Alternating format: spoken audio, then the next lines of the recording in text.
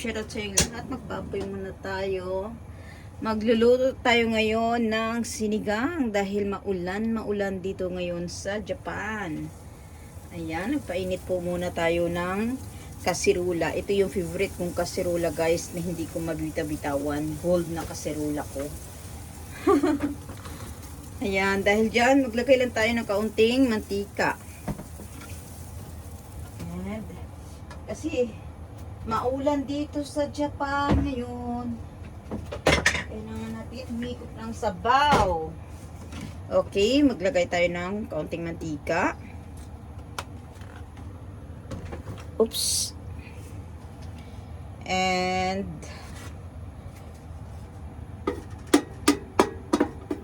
ayan, cooks mine. Nakalagay na. Ilagay natin, inuuna ko lagi guys yung onion. Onion bago yung bawang kasi ang bawang guys nasusunog kagad eh. Ayan, onion.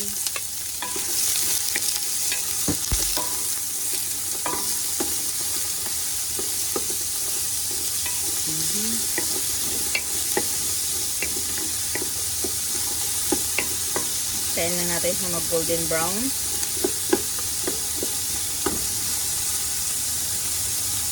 Magsinigang tayo ng buto-buto ng baboy.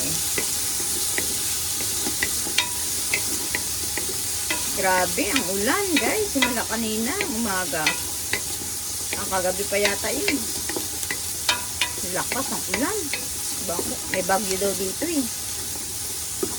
Ayan. Ayun, isunod na natin ang ating garlic. Pwede na natin siya ilapag. Garlic. Okay. Ang bango na. At ako kasi guys, ibang klase ako eh. Nilalagyan ko na siya kagad ng paminta. Para dun pa lang sa ano, eh may lasa na. Diba?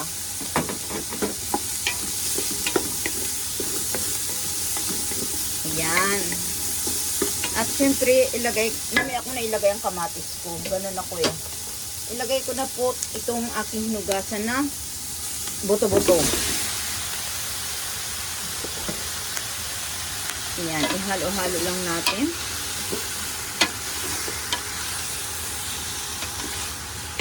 Ayan, sarap kasi magigit ng sabaw eh. Stock na naman natin pang isang lingguhan to. Lagot ang diet.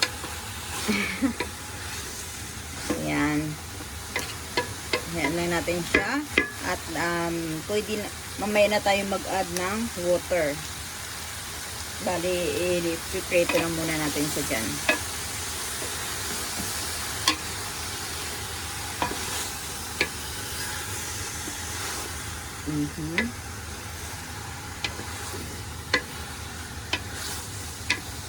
Sarap kasi kapag ano talaga yung buto-buto niya. Yan, at lagyan ko na siya ng paminta guys. Kasi para may lasa na talaga siya. Siyempre, hindi na, mayroon tayo dyang gabi sinigang mix. Kompleto ricados tayo. Yan, ito ang gawin ninyo kapag nga ano, technique ni Judy Tanaka sa pagluto ng sinigang. Kaya favorite ito ni Tatay Tanaka din. Okay, pwede na ako mag-add dyan ng water. Yan. Mag-add tayo ng water. Ilang ano to? 2 liter. No? Buksan natin. Saka tubos natin to. Hindi ako gumagamit ng ano galing sa gripo na tubig. Takot ako kasi umulan eh. At hindi talaga ako sanay. Tsaka hindi ako umiinom galing sa gripo guys. Sumasakit yung tiyan ko. Ayan. Kailangan lutang sa sasabaw kasi nga papalambutin pa natin yan. Okay. At saka nalagyan natin siya ng tubig. Saka takpan natin at balikan natin siya maya-maya ulit. Okay guys? Ayan guys, tingnan na natin ang ating pinakuluan. Kanina pa natin ito pinakuluan. Ayan, ang ating karni. Lumalambot na siya. Pinakuluan natin siya guys ng 1 hour. Para talagang yung buto-buto niya guys is talagang masarap kainin. Ano siya yung malambot. Yan. Tsaka mamaya ko na ilagay ang iba pang mga ingredients nito. Ayan, hayaan na natin muna sa dyan. Tapos naihiwa ko na po yung ating labanos. At saka may gabi tayong nakita, no? Nakabili tayo ng gabi. At saka okra, talong, saka pichay. Ayan, tsaka pang ilalagay natin dyan. Gaya natin. Ayan siya guys, oh.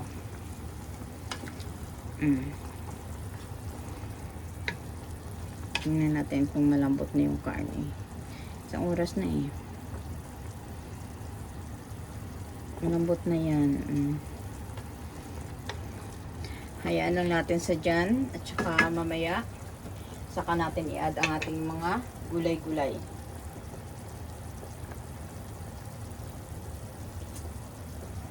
Ayan ang sinigang ni Judy Tanaka. And guys, siguro pwede na natin siyang buksan. Buksan natin. Oh, kulong-kulo. Okay. Tingnan natin.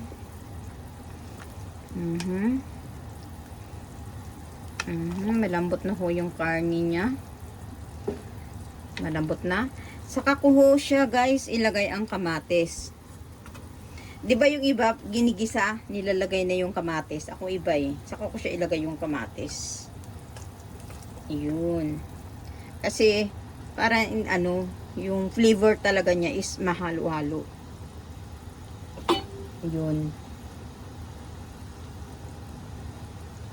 Diyan. Kamatis na munang ilagay ko kasi ang mga gulay gusto ko half cook lang. Ayan, hayaan lang muna natin sa dyan. At ang radish, ilagay ko na sana pero mamaya na siguro. Ayan, tapos meron din tayong nakita na ano ba itong tawagin ito? Gabi? Gabi sa Bisaya ito no, gabi. Naglalaway. Gabi po, gabi. Ayan. Mamaya natin yan ilagay. At nahiwa na natin ang ingredients natin. Ayan, tingnan natin. Kasi anuhin pa natin to eh. Tatanggalin pa natin to itong parang itong ito eh. Ang taba ng karni, tatanggalin pa natin yan. Kaya nilagay ko na siya guys, yung ang ating kamatis.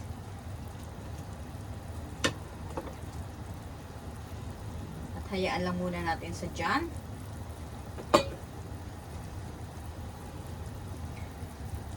Mga siguro 30 minutes pa guys. Saka natin siya balikan. Okay? Ayan na siya guys. Kulong-kulo na ang ating sinigang. Ayan.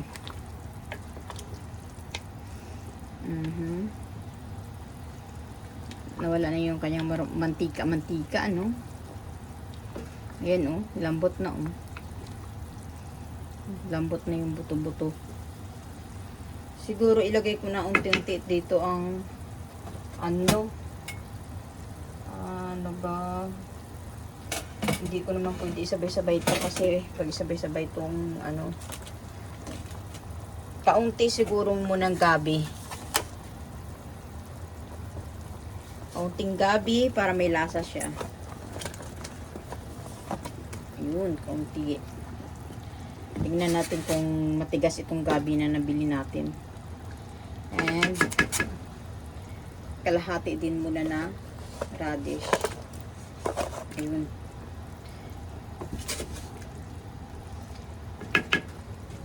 At ang pichay, mamaya na natin, panghuli na natin yan. Tsaka itong manghang. Ang talong, pwede natin ilagay ang talong, then tatanggalin lang natin siya mamaya. Okay, ilapag natin siguro yung talong. Oops. Ay, higaan pa rin natin.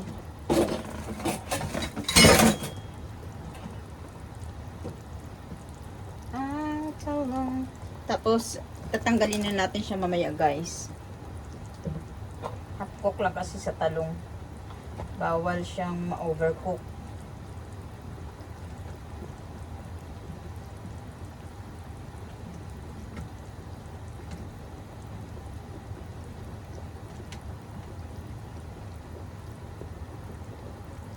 Oh, diba? Ang daming talong natin eh. Ay, ganyan ako magano sa luto. Dinadamihan ko yung gulay kasi syempre, 'di ba? Ayan, slice natin and takpan na natin siya kaunti and tsaka balikan maya at hanguin natin ang talong. I-prepare na natin ang lalagyan ng talong. Okay, meron tayo dito stainless na pwede natin paglalagyan ng ating talong. Ito guys, dalawa. Bumili ako nito, malalaking stainless. Meron ding crystal na ano na malakong ba yun? Tawag doon. Ito, paglalagyan natin ng ating gulay. Kasi ayoko na malutong luto yung gulay natin.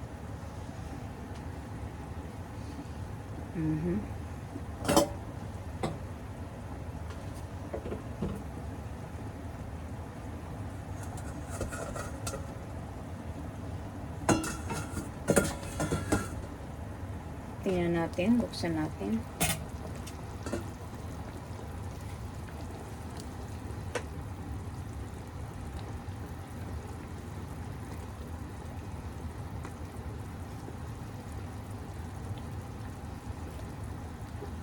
Okay. Tinanggal na pala natin guys kanina guys yung ano niya ha, yung taba-taba ng karne. Syempre, pag mayroon pa natin, may makikita pa natin dyan sa gilid-gilid, tatanggalin pa natin yan syempre. At pwede na natin siguro siya lagyan ng nor or sinigang mix, no? Kasi para magkaroon na ng lasa itong ating talong. Maliit lang yan guys, kaunti lang to. Hati lang itong nagamit ko na kasi nung nagluto ako.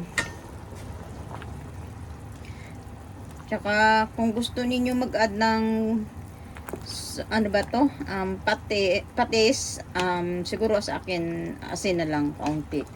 Pag kulang tayo sa asim, no? Tsaka sana ba to? Isa pa. Lagay pa natin yung isa. Kasi yung ano ng gulay para may lasa na. Okay, ilagay pa natin yung isa.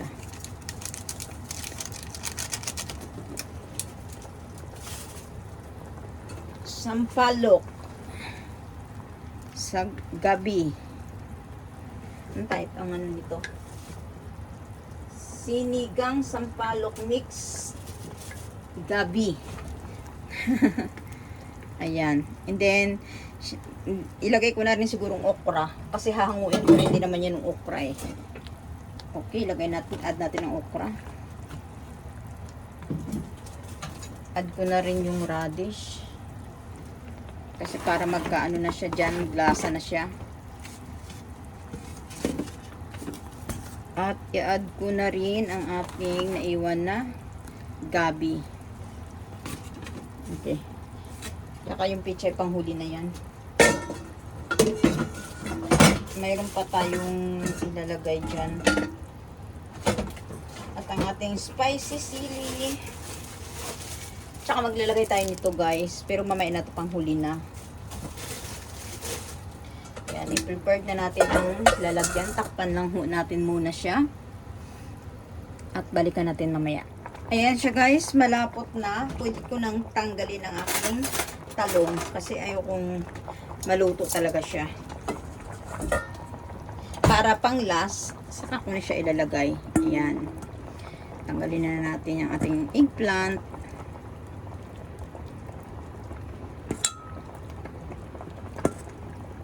Okay. Tanggalin na natin siya lahat. Ayan, basta mag-prepare lang tayo ng malinis na ano, lalagyan. Pati yung okra, tanggalin na rin natin ang okra. Kasi madali maluto ang okra. Half cook lang gusto ko sa okra eh.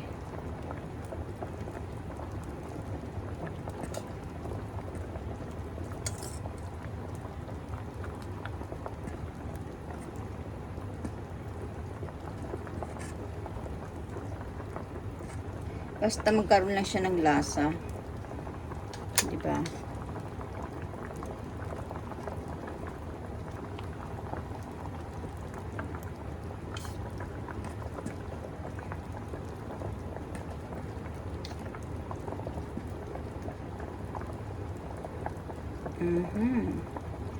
Look, yummy, yummy.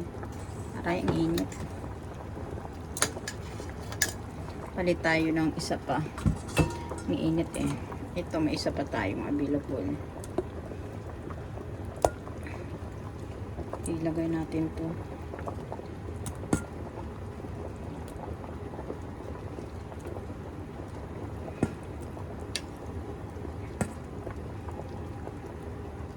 Ayan, ang radish lang ang iwan natin dyan. At saka yung, ang tawagin to? Gabi ba yun? Oo. Ayun. Ayan. Natanggal na natin. Wala na siguro, no? Okay. Okay. Saka ko na ilagay ang ating,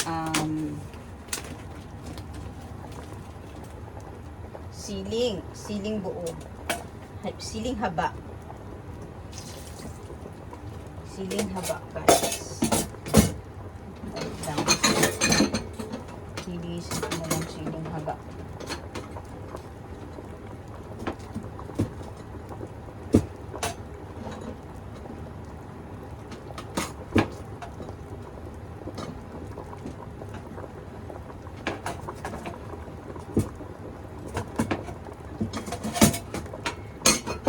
Yan, maglagay lang muna ako ng ilang piraso na 4 na siling haba. Okay?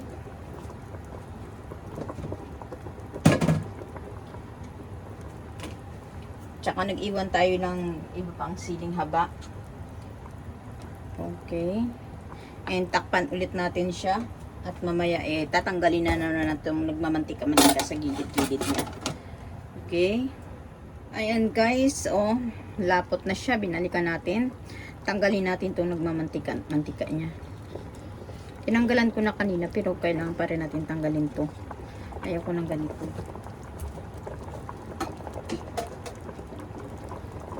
Okay.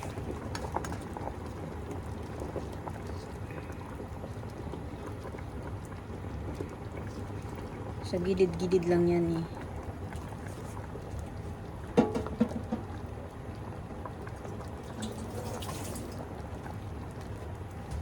Ayan guys, malapot na siya Okay, at kaunti na rin din ang sabaw niya. Tikman muna natin ang sabaw guys. Saka natin ilagay ang ating ibang ingredients. Tikman natin. Pa tayo ng kutsara. Bagong kutsara. Oops.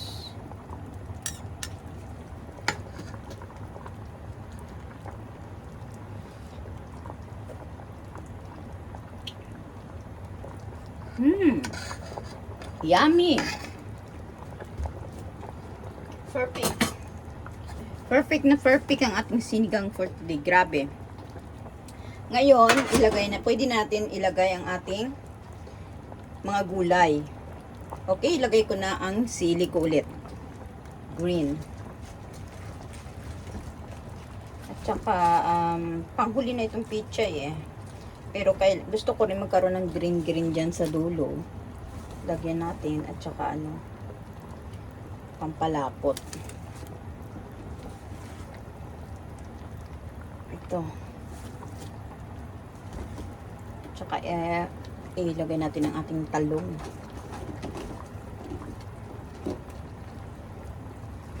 Okay.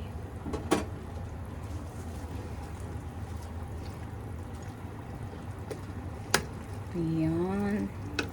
Yummy na yan.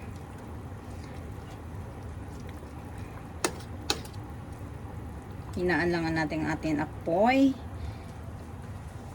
At pwede na natin guys i-add ang ating kaninang kinuha na okra at saka talong. Iniba na natin siya kanina, 'di ba guys? Kaya pwede na natin siyang i-add ngayon. Kasi luto na ho itong ating niluluto. Ayan. And sa itaas lang natin ilagay ang ating pichay. Okay. Kailangan malinis ang ating pichay. Malinis na malinis, uy. Kasi mga worms baka magdikit-dikit. Ayan, dyan na siya sa itaas.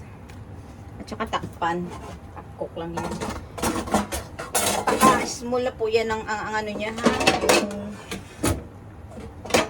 Small na yung kanyang tawagin to. Kanyang apoy. Ayan. Siguro ipailalim natin kaunti lang. Okay.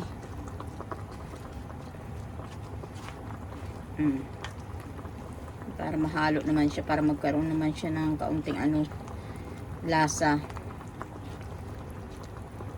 Ayan. Ubos na yung sabaw niya eh. Kanina, ang dami eh. Bali, 2 hours ko siya napakuluan guys. Pinalikan ko kanina. Ayan. Okay. At takpan natin siya. At kita-kits mamaya. Ito na po ang finished product natin na sinigang. Ayan. Yummy. Nakalagay na siya sa malinis na lalagyan. Ayan. Kain tayo guys. Sana nagustuhan ninyo ang luto ko for today. Sinigang ni Judy. Please subscribe my channel and like na rin po. Don't forget to click the hit button below para ma-notify kayo sa mga bagong upload ko. Maraming salamat po and God bless you all guys. Tara na! Kain tayo!